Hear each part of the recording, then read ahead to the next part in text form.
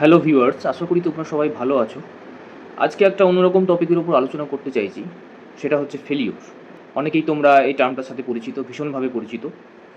Failure শুধুমাত্র নয়, failure তো লাইফে আসেই, তার সাথে হাউ টু অ্যাকসেপ্ট ফেলিওরস, এমনকি repetitive failures in your life. Failure নিয়ে কথা বলতে শুরু করলে একটা মনের মধ্যে একটা ইমোশনাল পরিস্থিতির সৃষ্টি হয়, পুরোনো দিনের কথা ভেসে আসে। কেননা শুধু আমি নয়, যারা দেখছো ভিডিওটা, তারা তো ফেলিওরকে অনেকেই খুব কাছে থেকে দেখেছে।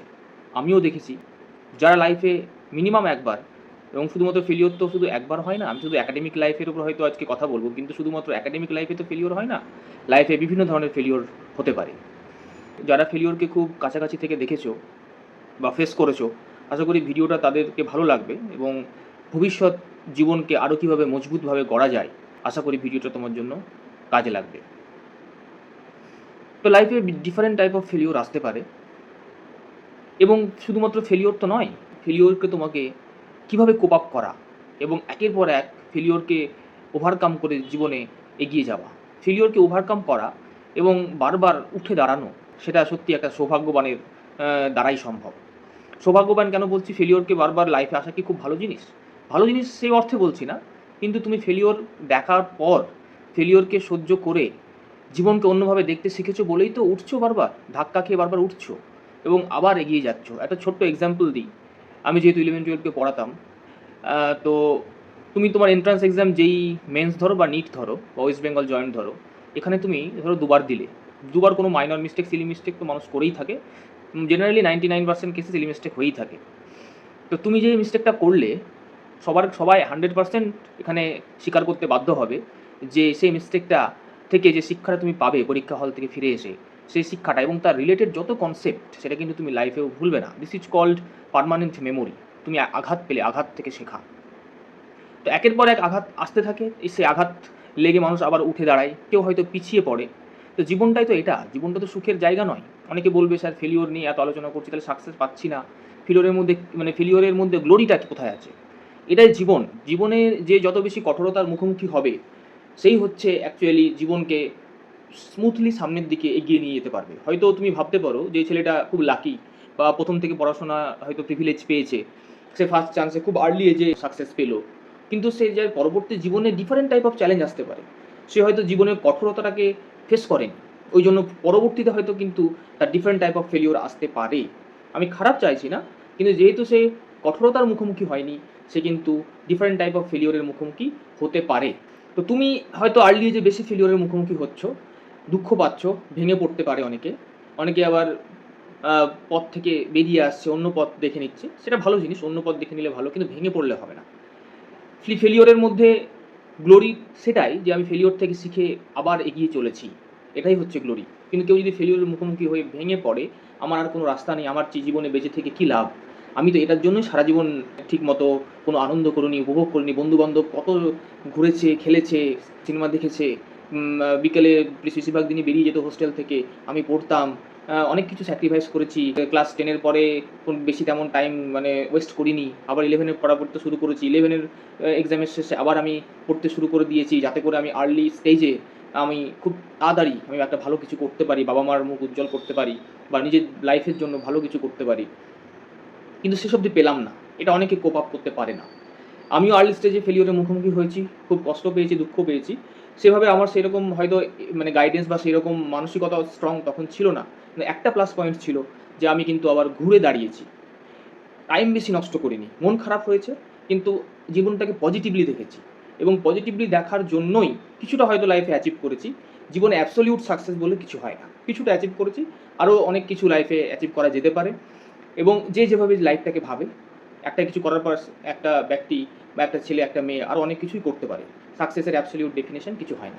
এখন অন্য একটা কথা বলতে চাইছি, যে তুমি এই কোনো একটা জিনিস চেয়ে পেলে না, অনেকবার চেষ্টা করলে, সেখান থেকে তুমি কি করতে পারো? বারবার তো ফেলিওর কতদিন তুমি ট্রাই করবে? লাইফে তো ট্রাই করার একটা লিমিট থাকে। তো আমি সেটাই বলি, তুমি যেটা অ্যাসপায়ার করছিলে, জাস্ট অ্যাজ অ্যান এক্সাম্পল ধরে নিলাম, তুমি ডাব্লিউবিসিএস এক্সিকিউটিভ অফিসার হওয়ার চেষ্টা করেছিলে, বা কেউ একজন রিনাউন্ড লয়ার হওয়ার চেষ্টা করেছিল, কিন্তু সেটা পারলো না। তার মানে এই নয় যে সে লাইফে ব্যর্থ।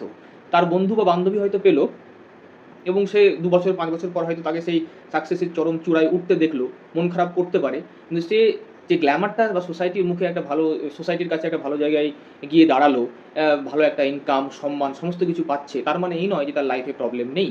সমস্ত জায়গাতেই প্রবলেম আছে। আর একটা বড় উদাহরণ এই যে কেসটা, যে সাকসেস পেলাম মানেই আমি খুব হ্যাপি, সেটা কিন্তু নয়। ইউপিএসসি সিভিল সার্ভিসে তুমি ভালো রেজাল্ট করলে, তুমি ফার্স্ট পোস্টিং এসডিএম হলে, এসডিও হলে, কিন্তু সেখানে তুমি যদি না জেনেই ইউপিএসসি অ্যাসপিরেন্ট হয়ে যাও, সেটাও কিন্তু মুশকিল। অনেকে এসডিও হয়েও কিন্তু জবটাকে ছেড়ে দিচ্ছে।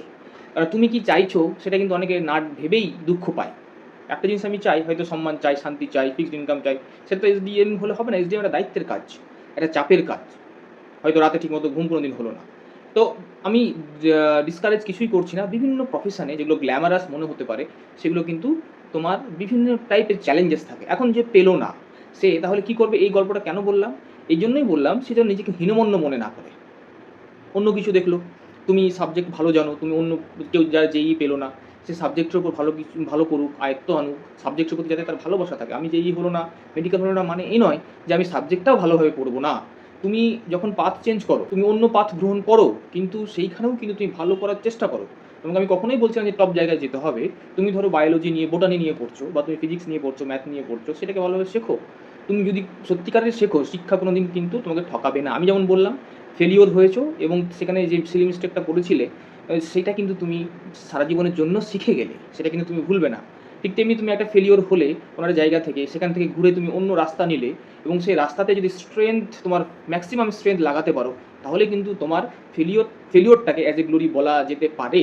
কারণ ফেলিওর থেকে আমি শিক্ষা লাভ করেছি, ঠিক আছে, আমি এটা এদিকে আর আমি চেষ্টা করবো না, কিন্তু এইখান থেকে যে জ্ঞানটা লাভ করেছি, আমি সেখান থেকে একটা ভালো কলেজে ম্যাথে আমি অনার্স পেলাম, সেখান থেকে কিন্তু আমি ম্যাথে দক্ষতা অর্জন করবো। তাহলে একটা হলো না, অন্যদিকে কিন্তু তোমাকে এনার্জি ধরে রাখতে হবে। তুমি দক্ষতা অর্জন করো, দুটো পাঁচটা স্টুডেন্টকে পড়াও। জীবনে বেঁচে থাকার জন্য বিশাল গ্লোরি, বিশাল বড় বাড়ি, বিশাল গাড়ি, পেছনে 2-3টে বডিগার্ড ঘুরবে, এটা তো জীবন নয়। বা লোকে ডাক্তারবাবু বলবে, লোকে অফিসার বলবে, এটা তো জীবন শুধু নয়। আমি এই জন্যই বলছি, ফেলিওর যারা হচ্ছ বা ফেস করছো এখনও, বা ফেলিওর হয়ে নিজেকে ভাবছো, তাদের জন্যই স্পেশালি ভিডিওটা। অন্যভাবে ভাবো, তুমি ধরো সায়েন্সের স্টুডেন্ট, তুমি এগ্রিকালচার রিলেটেড যে নলেজ, সেটাকে তুমি কাজে লাগাও। তুমি সায়েন্টিফিক ফার্মিং করো, তুমি গার্ডেনিং করতে পারো, তুমি ড্রয়িং করে সেই ছবিগুলোকে, আজকাল তো জগৎ অনেক অ্যাডভান্স হয়ে গেছে, ডিজিটাল একটা ডাইরেক্টরি তৈরি করো, সেখানে তোমার ছবিগুলো আপলোড করো যদি তোমার ড্রয়িং ভালো লাগে। তুমি কবিতা রিসাইটেশন করো, বিভিন্ন জায়গায় তুমি তোমার কবিতা পাঠাও, তোমার অ্যাক্টিং স্কিল আছে, সেগুলোকে কাজে লাগাও। তো এক্সপ্লোর করতে হবে লাইফকে।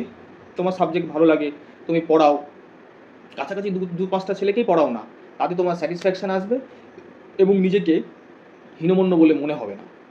এটাই বলবো, জীবনকে অন্যভাবে ভাবার চেষ্টা করো। জীবনে সাকসেসফুল বা অ্যাবসলিউট সাকসেস, বিশাল কিছু করে ফেলেছি লাইফে, এই জন্য আমাদের গার্ডিয়ানরাও দায়ী। তারা তো ওভার গ্লোরিফাইড করে ফেলে কোনো পোস্টকে।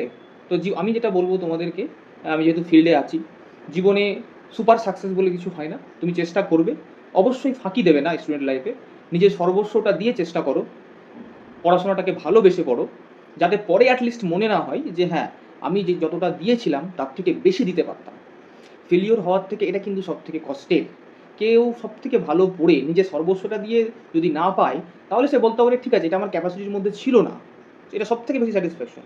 কিন্তু কেউ যদি ফাঁকি মারে এবং 5 বছর পর মনে পড়ে না আমার তো সেই পোটেনশিয়ালটা ছিল, আমি নিজেকে কাজে লাগাইনি, আমি সবসময় এই কথাটাই বলি স্টুডেন্টকে, তাই বলি, নিজের সর্বস্বটা দাও, ভালোভাবে মানে জিনিসটাকে যেটা করছো সেটাকে ভালোবেসে করো।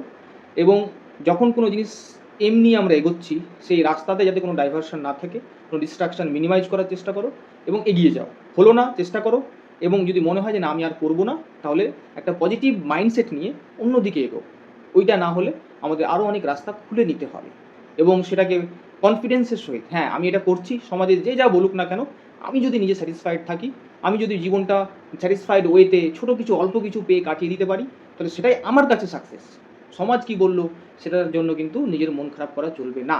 জীবন অল্প, এটাই বলবো, ভালোভাবে জীবন কাটাও, সুখে থাকো, জীবনটাকে পজিটিভ ওয়েতে ভাবার চেষ্টা করো, মিলেমিশে থাকো, শান্তিতে থাকাটাই জীবনের উদ্দেশ্য। শুধুমাত্র গ্ল্যামারের পিছনে কিন্তু ছুটলে হবে না।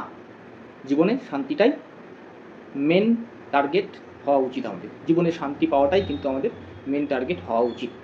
এই বলে সবার শুভকামনা করে আমরা ভিডিওটা শেষ করছি। Thank you.